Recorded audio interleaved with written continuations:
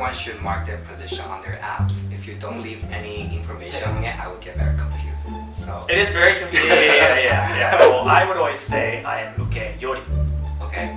which is verse bottom. Which part is that? I don't know which part of your part? Hi guys, my name is Andrew. This is Mang. We have come here to introduce some Japanese words commonly used in gay culture here.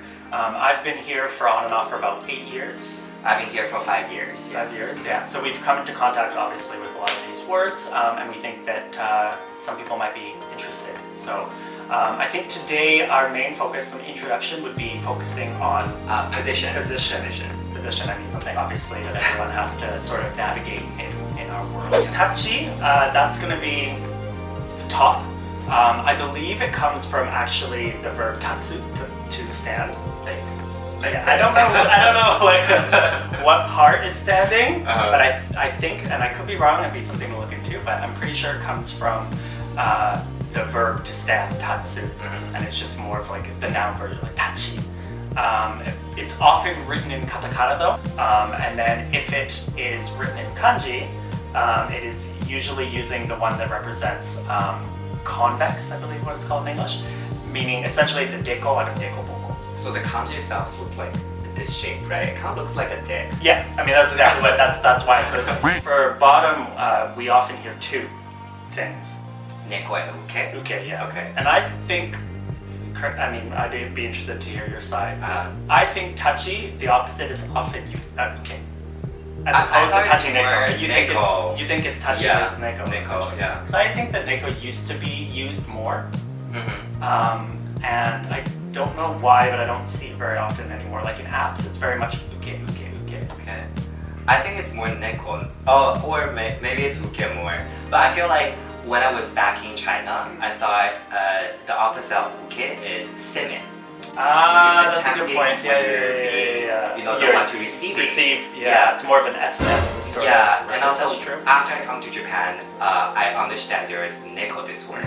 So I thought tachi and neko are the one set, you know, one pair. But I think seme uke is often used as a sort of like the top and bottom in yaoi. In boys love, right? Yeah. It's very much, I don't think they talk about neko, it's more like the seme versus the uke. I think so. So that'd be also interesting too, because like, I don't hear seme very often, but I think what I know about boys love, it's very seme, sort of that, sort of focusing on that part of the relationship. Definitely, I never heard anyone in gay community say I'm a seme, I never know. But I think it is yaoi. Yeah, neko and uke definitely are more dominant. Yeah, and so even if uke is the common one used in yaoi,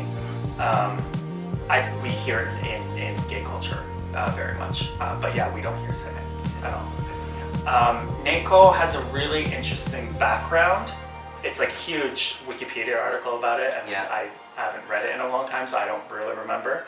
But I just thought like it's very interesting that it has the same sounds like a cat. Yeah. You know, neko. Like, so I thought like if you're bottom, you're supposed to be like cute. Tachi ga uke desu ka? If people ask you that, it's like neko desu. I have never done that. Yeah. So for me, like the sounding of neko is more cutesy. Maybe younger gays use like neko, but like if you're 30 something like me, you just use uke.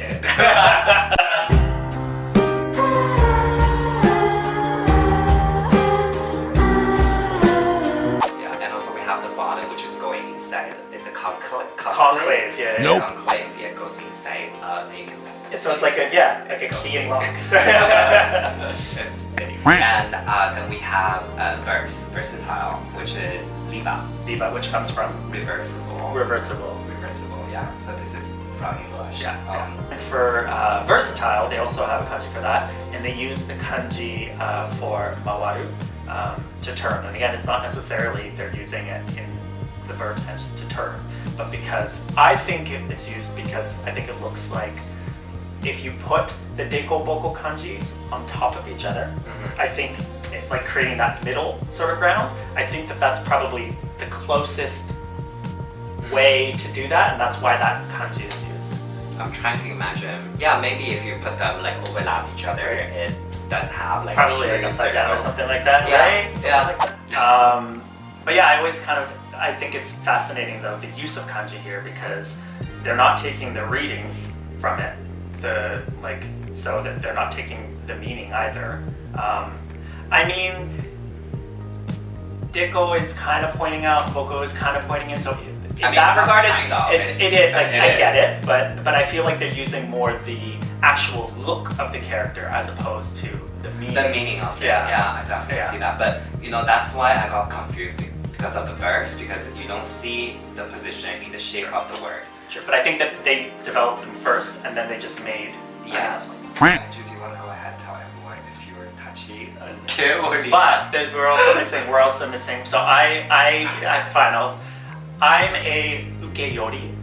So that's another thing that is important to put out. Okay. Is so they have the verb yoru, which means like to come close to, or to approach, to be near. So when you use that, what do we say in English? Like a verse bottom, right? Yeah, verse bottom. Verse bottom or verse top. So you're more of a bottom, but yeah, you could be verse, or you're more of a top, but you could be verse. So that's how it's said in Japanese. Verse bottom would be ukeyori, and verse top is tachiyori. Yeah. And the interesting thing is back to the Neko conversation. I've never heard nekoyori. Nekoyori iru yo. You've heard? Yeah, of course. A lot of people on like those apps are ukeyori. Yeah, they say ukeyori, but I've never seen nekoyori. Oh yeah, no. Yeah, you're right. Yeah, Nobody right. says nekoyori. Yeah, It's ukeyori. ukeyori. Yeah, so you can say I'm an uke or a neko, but if you wanted to be bottom verse, I think you're restricted to ukeyori. Yeah. Yeah. Well, if we're wrong, just correct us in the comment section. I mean, if you've ever heard anyone say nekoyori, then Nekoyori. please, yeah. But definitely ukeyori Ukeyori, is the way to go. So yeah. Yeah. And also we have bari tachi True. Yes. and bari uke. But I hear bari neko as Bari well. neko. I do hear bari neko. Maybe they're usable both Yeah, ways. they are. Yeah. So that's like, interesting. so that means you're pure top. Power or top, power bottom. Not doesn't have to be power. I think it's it the could pure be top. You're or pure. Yeah, you pure, only do. You only do top and bottom, right? There you go. There's a brief introduction into the words that are used in Japanese gay culture here to talk about positions. Yeah. And we're gonna put everything into the description as well. Yeah, so then you can you take can notes, copy save and it. just copy paste into. It's super useful. I mean, obviously, yeah, copy paste other apps. And please let us know if there's anything else you're curious about in the comments, and we can talk about that in another video. I think there's a lot of words that we can go over, and a lot of the lingo is very interesting, so we can make more videos on that in the future as well. Yes. Thank you for watching. All right. See you next time. Bye bye. この番組はご覧のスポンサーの提供でお送りしました。